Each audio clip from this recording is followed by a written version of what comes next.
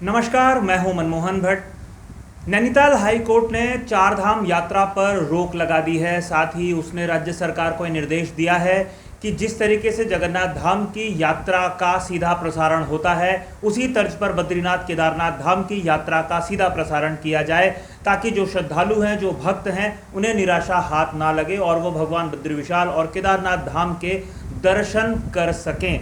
IT के ज़माने में, सूचना प्रौद्योगिकी समय जिस तरीके से सारी चीज़ें ऑनलाइन हो रही हैं, तो भगवान के भी ऑनलाइन दर्शन करने की व्यवस्था की जाए। हाई कोर्ट ने इस बात पर नाराज़गी जाहिर की है कि राज्य सरकार ठीक से व्यवस्था नहीं बना पाई है कोरोना संक्रमण को रोकने के लिए। पहाड़ में इसका ही संज्ञान लेते हुए कोर्ट आज सुनवाई कर रहा था और उसने इसके बाद यात्रा को फिलहाल टाल दिया है। राज्य सरकार ने पिछली कैबिनेट बैठक में मंजूरी दी थी कि चारधाम यात्रा को 1 जुलाई से खोल दिया जाए, जिसके बाद यात्रा सुचारू रूप से संचालन करने की तैयारी थी। पहले चरण में राज्य सरकार की कोशिश थी कि बद्रीनाथ धाम के लिए चमोली ज़िले के तीर्थ यात्रियों को या चमोली ज़िले के निवासियों को, केदारनाथ धाम के लिए रुद्रप्रयाग ज़िले के निवासियों को और गंगोत्री यमुनोत्री की यात्रा के लिए उत्तरकाशी ज़िले के निवासियों को ही यात्रा करने के लिए अनुमति दी जाए। इसके अलावा जो दूसरे राज्यों से उत्तराखंड आना चाहते हैं, उनके लिए किसी भी तरीके की रोक नहीं थी, बशर्ते उन्हें 72 घंटे पहले की अपनी कोरोना रिपोर्ट साथ लेकर आनी थी, नेगेटिव रिपोर्ट साथ लेकर आनी थी। हालांकि उनको चारधाम दर्शन की इजाज़त नहीं दी थी राज्य सरकार ने, लेकिन अब राज्य सरकार की सूक्ष्म स्तर पर यात्रा को संचालित करने की योजना को कोर्ट ने खारिज कर दिया है। तो अब देखना होगा कि कैसे राज्य सरकार बद्रीनाथ, केदारनाथ, गंगोत्री, यमुनोत्री में लाइव स्ट्रीमिंग यानी लाइव दिखाने की व्यवस्था, ऑनलाइन दिखाने की व्यवस्था करती है श्रद्धालुओं के लिए, और कब ये लागू हो पाता है।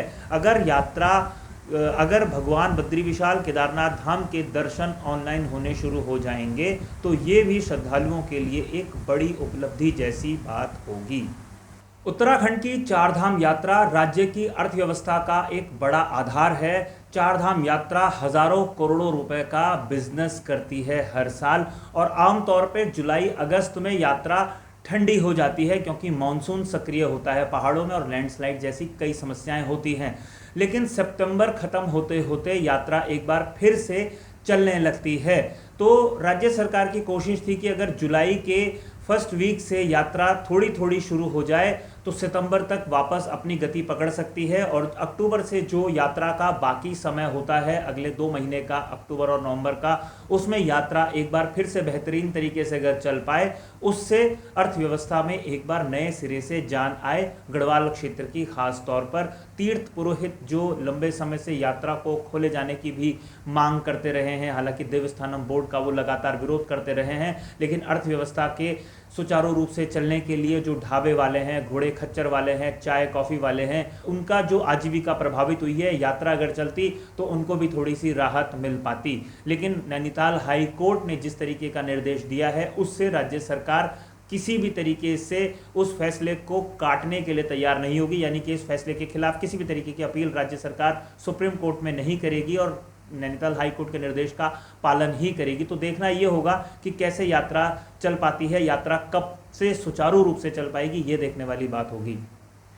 आपको हमारी ये रिपोर्ट कैसी लगी हमें ज़रूर बताइएगा। अपने सुझाव, अपनी प्रतिक्रियाएं कमेंट्स बॉक्स में ज़रूर लिखिएगा। हमारे चैनल को, हमारे फेसबुक पेज को लाइक कीजिए, सब्सक्राइब कीजिए। आपको अगर ये वीडियो पसंद आया तो इसे शेयर ज़रूर कीजिए।